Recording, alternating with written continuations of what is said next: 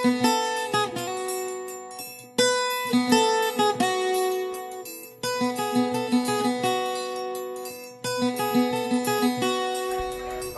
Cesta de Cordel. Com Evaldo Carneiro. Olá, meus amigos e amigas. Hoje é sexta-feira e hoje tem cordel aqui no nosso canal para todos nós, tá certo?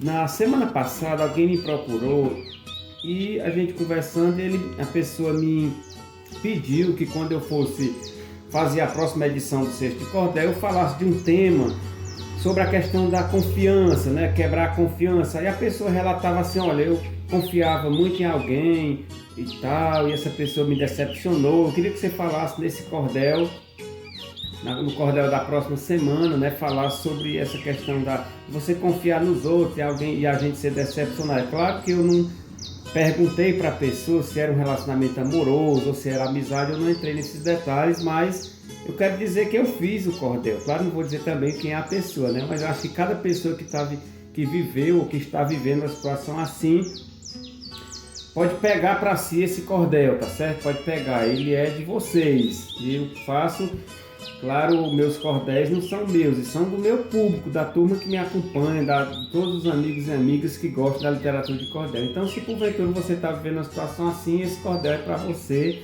e claro, é para essa pessoa também que me pediu. O mote que eu vou usar é: nunca diga aonde dói, pois é lá que vão pisar. É o tema desse cordel, né? Nunca diga aonde dói, tá bom? Então eu ofereço para essa pessoa que me procurou, né?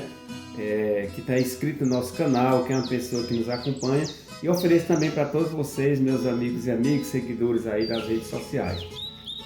Quero aproveitar o ensejo e dizer agora também para todos vocês, olha, que se você não é inscrito ainda, você que nos escuta, não é inscrito ainda no nosso canal, se inscreva e compartilhe, comente, tá bom? Nunca diga aonde dói, pois é lá que vão pisar. Confiar demais nos outros é algo bem perigoso. Você pode ser bondoso, mas bondade não recebe. É algo que se percebe, ninguém precisa falar. Tem gente ali escutar com atenção que destrói. Nunca diga aonde dói, pois é lá que vão pisar.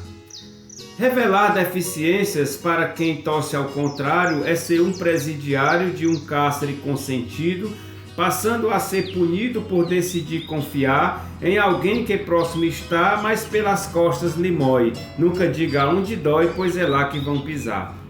Projetos familiares, traumas, sonho e conquistas, se já for contar, desista. Pense bem em quem confia. Quem não quer tua alegria, melhor nem se aproximar. Nem chame para lhe ajudar, seja você seu herói. Nunca diga onde dói, pois é lá que vão pisar.